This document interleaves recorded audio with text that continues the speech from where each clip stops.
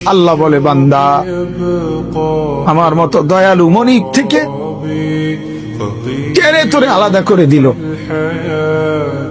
মা গাররাকা, আরে বান্দা, আমার থেকে কেন আলাদা হলি? আমি কি অপরাধ করেছি? সারাদিন আসমানে আলো দিয়ে আমি অন্যায় করছি? আজ আবার রাতের বেলা ঘুমের পরিবেশের জন্য অন্ধকার করে দিয়ে আমি অপরাধ করছি?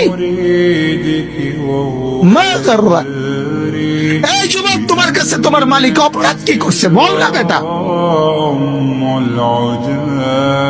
বল। কেন সেজদা করলি না ভাইয়া?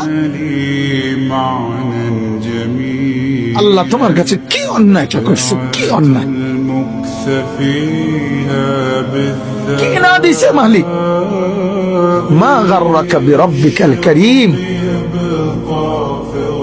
এটা আল্লাহর ডাক।